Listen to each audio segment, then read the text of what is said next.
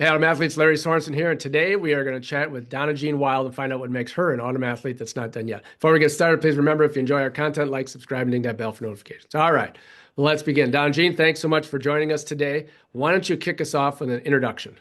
Yep, my name is DonnaJean Wilde.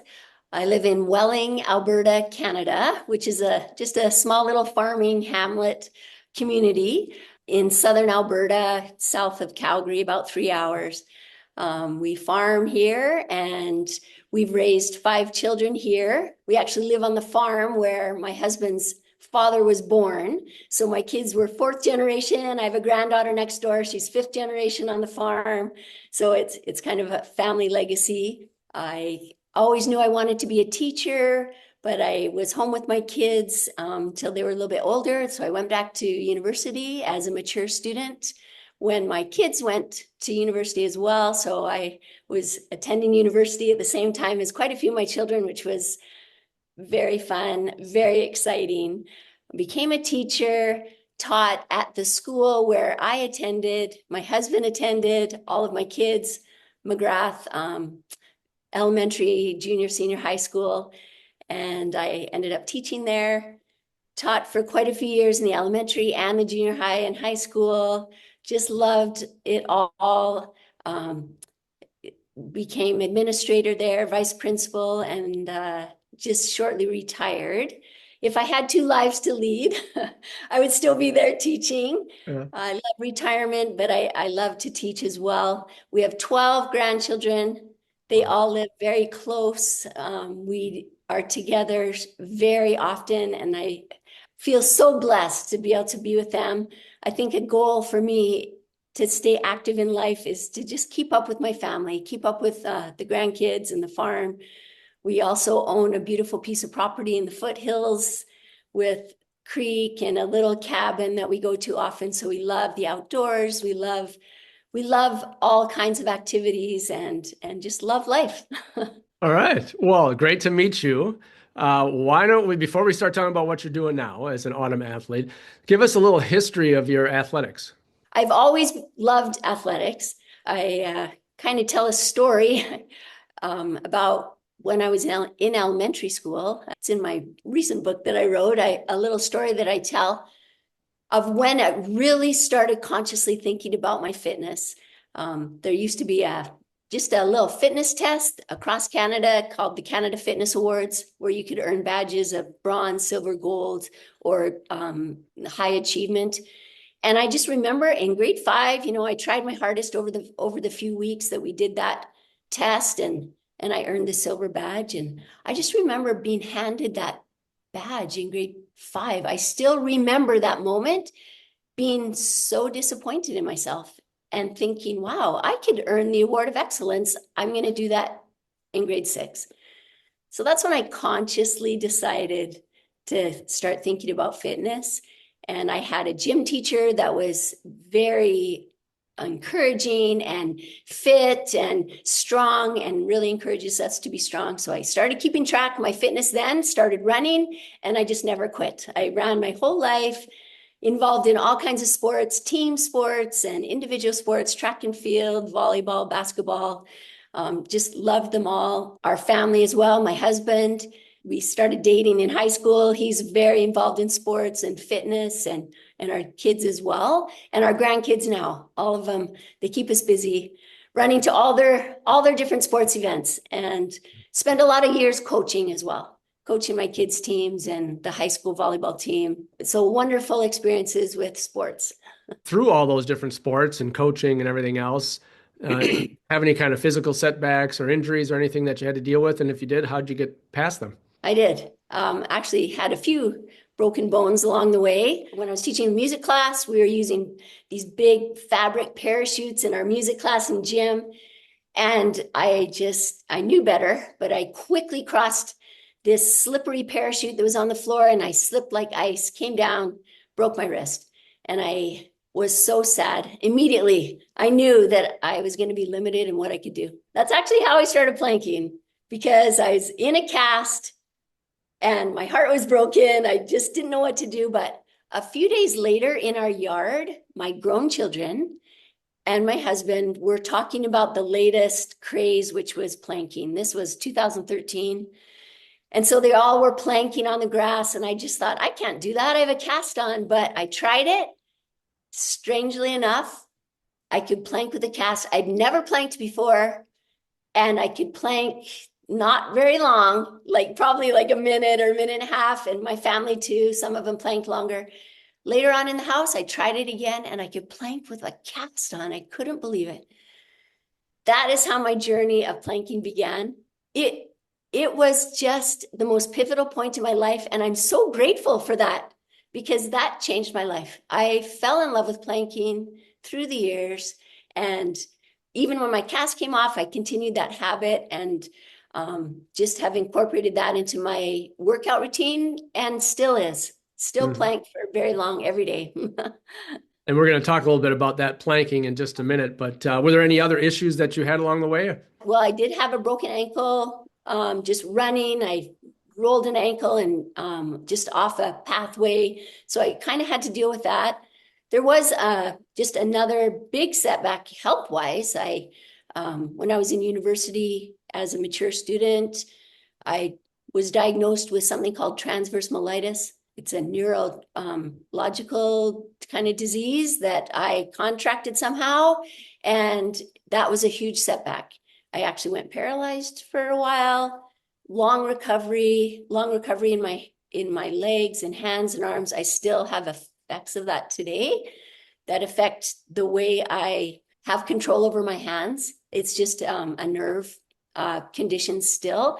So I used to be a golfer and a few, other things, tennis and things. I do play pickleball, but as far as having a grip and holding on to golf clubs or anything like that, it's kind of limited that, but we've moved on to other things and learned how to deal with it. All right, so you've had several setbacks. You've managed to work your way through them. So I want to take a moment here and let you brag a little bit about some of these accomplishments that you've achieved of recent times. So tell us about the planking, tell us about the push-ups and what you've achieved.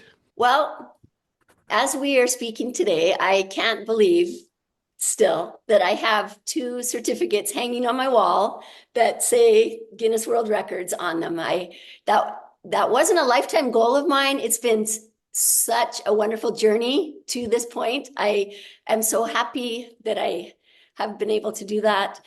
Through the years, every morning I would decide that I was going to plank. And while I planked, I read every morning. So I'd put my books on the floor, my phone on the floor, and that just kept evolving into like a personal challenge of my own that through the years, even after school, at the school, I'd close my door and plank because I was a pretty busy teacher and mother and grandmother, and I could plank and exercise at the same time as get all my schoolwork done. And it was so exciting to me. I was so grateful for that. I felt so good and so strong. And the most surprising thing was that my time kept increasing, and I would keep track on my phone of how long I could plank. It was just kind of personal. No one knew except my family and my grandkids. They knew grandma spent a lot of time on the floor. And I just would say, don't tell anybody that I plank so much. Nobody would understand. Sure. But a few years ago, my grown children started saying, Mom, people don't plank this long. So you need to really look into the Guinness World Record. And when I did decide finally to really seriously think about breaking the Guinness World Record was January 2023. So it had been 10 years. I'd been planking for 10 years because I love it. I just love to plank. I don't know why. It makes me feel so good. It saves me time. I can stand up straight. It just makes me feel so good, and a personal challenge, I guess.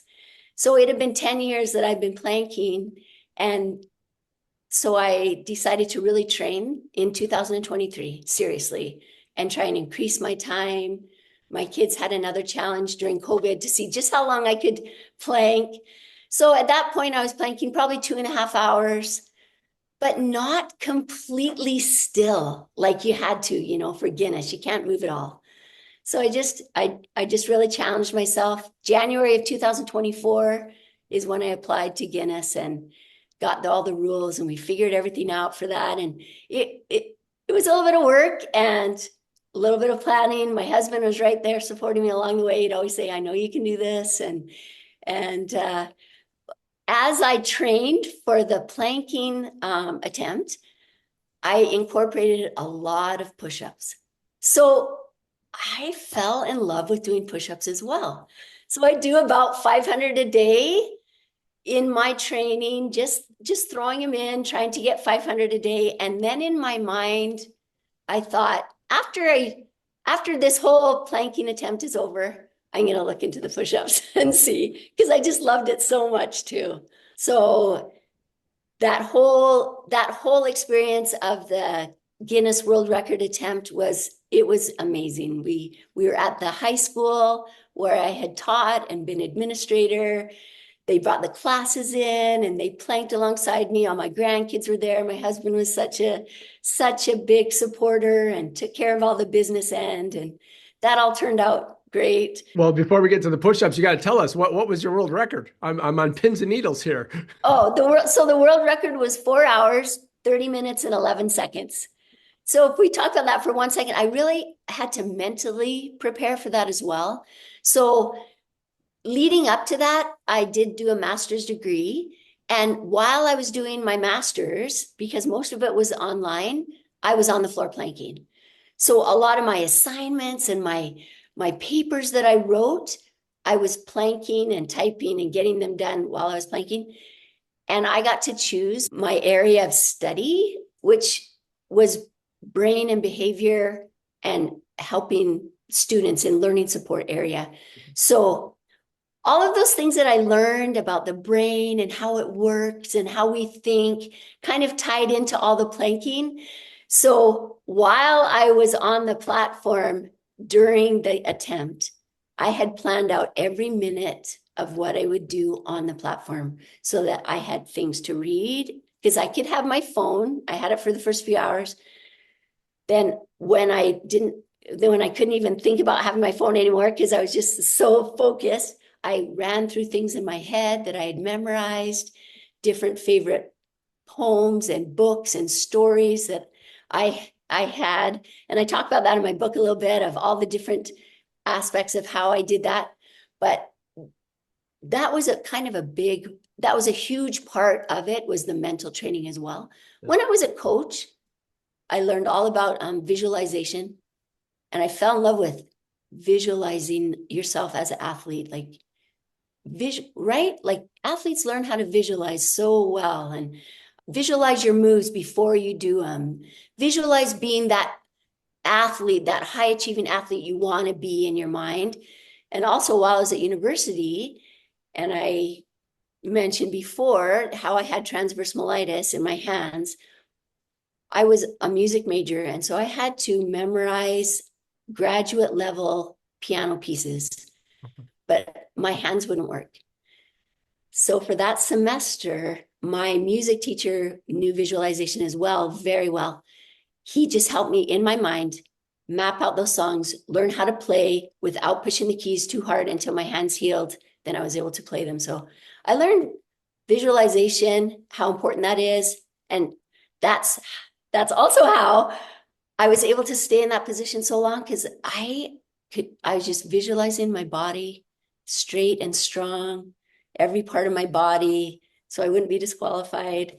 So that was a big part of it, is just the mind as well. Okay, so well, you achieved that, and then you started to talk a little bit about how you were transitioning and training doing push-ups, and then that led to something. So tell us a little bit about that.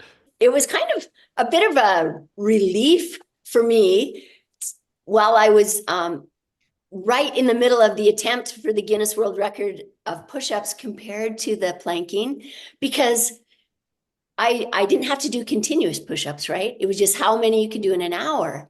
So I just set in my mind how many I would do a minute, and then I could take a little break and then go back down and do more push-ups and take a little break. I could have a sip of water. So I knew that going into it. So it just seemed like, oh, my mind was just a little bit more at ease with with that attempt. So I added more push-ups to my day. So about 1,000 a day. I would do about 1,000 push-ups a day. And I just closed the window of time of how long it took me to do those push-ups. And a few times before that attempt, I broke the record at home. And so I knew I could do it. And I was so excited for actually both attempts. And I'll tell you, it's because I love planking and I love push-ups. So I was a little nervous, not too nervous, but so excited. It was very fun. All my grandkids were there cheering me on. So again, you're keeping us on the edge of the cliff here. What was the record? The record for push-ups was 1,575 In 1 hour. in 1 hour. Now, is that just some kind of a weight class record or an age record, or is that just anybody period record? That's any female. Okay, so Any female female. record. Okay. Yeah, good. that's Okay. female record. All right. So 2 unbelievable world records, doing stuff you love. Do you have any pending goals that you're going for, whether it's in those events or something else, or are you just going to train for a while and see what happens? Well, I still love doing planking and push-ups. I still love to do that, so I will keep doing that. There might be another Guinness record that I'm thinking of, just because we've been through it twice. The first record we had an adjudicator there from Guinness World Records.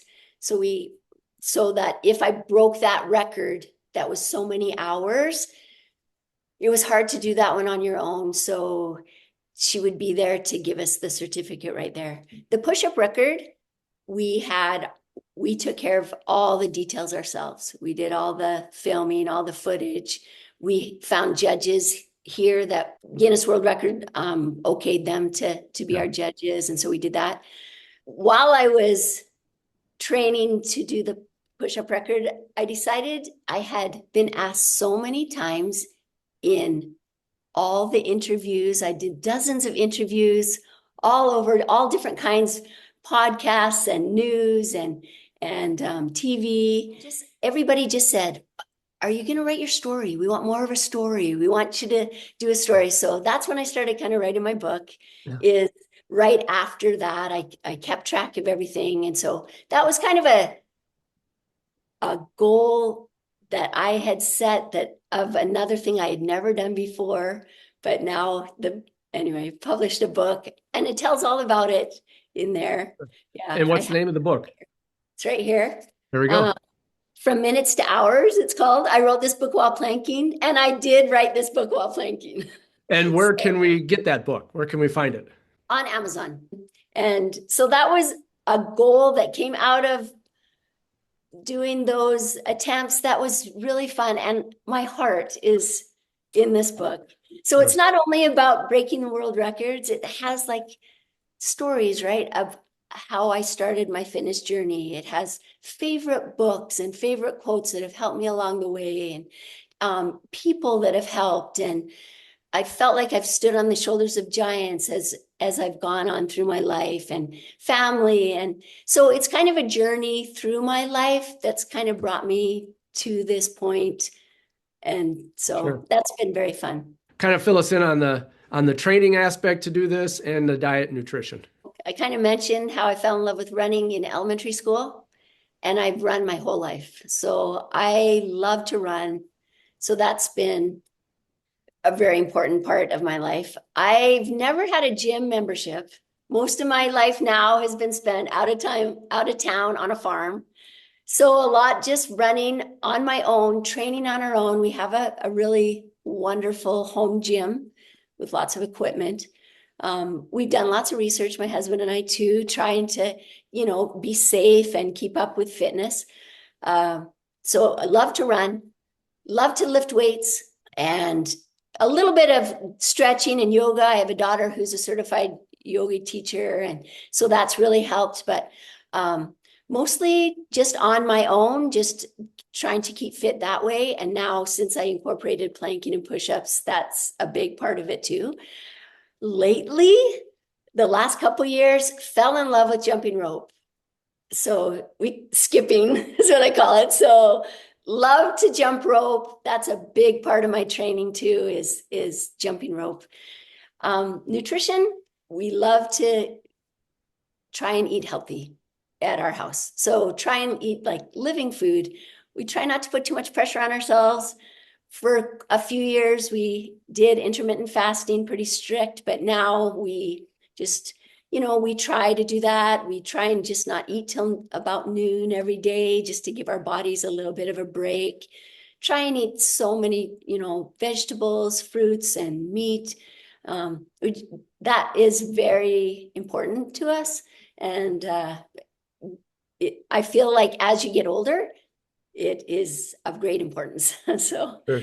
and Absolutely. I do feel like the skipping and the planking and the push-ups are something, and running and walking, all of that, weight training, I hope can carry on as I continue to get older. And I feel like if we keep going with what we're doing, just step by step, then we'll just be able to keep at it. I kind of made up a little thing I can do because I do, just a little, I can plank because I plank. All of us can say that. I can run because I run. So it's just keeping up with the things that we love to do.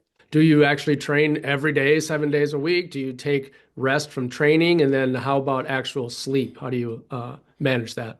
Most days I train. I try and do alternate days. So alternate days of more cardio and alternate days of more like weight training. If I could, I would do push-ups every single day, like tons and tons of weight training, but I realize that you need a break from that too. So I'm heavily on either cardio or weight training. You take a break on the weekends usually. Also, our son is a doctor, and so it's good to talk to him a lot, and he keeps us on track as far as recovery time and all that. And sleeping is very important to me, except for some reason, my whole life, I haven't needed much sleep. I get up very early in the morning, usually at 4 o'clock. I just jump out of bed. I don't know why. I'm just so excited to just get up and get going. I've just always been that way. And so I don't need as much sleep as other people do. But I think that's one reason why I got so many hours of planking in. What's your secret? So if I asked you to make your secret sauce and bottle it for the rest of us, what would those ingredients be? Well, it would be to try and make every day so great. So in my book, I talk about a book that I found when I was very young. So my parents brought this book home. It's called Principles, Promises, and Powers. And in it is a story. It's a condensed story of Og Mandino's book, The Greatest Salesman in the World. And it's the story of the success scrolls. And when I was in an elementary school, I found that story, and it has 10 scrolls in it. And I memorized those scrolls when I was so young. That has impacted my whole life. So I can just quote one of the scrolls for you, my favorite scroll. And that would be maybe my secret sauce to just relay to everyone. It would be just to try every day to live each day. And so scroll number 5 is, I will live each day as if it were my last, because the sand cannot flow upward in the hourglass. I will waste not a moment of this precious day. I will make this day the best day of my life. I will push my muscles till they cry for relief, and I, not they, will determine when I rest. I know no one got on the top of the mountain because he fell there. I will work harder, sell more goods, and have more joy than I or anyone else has ever had before.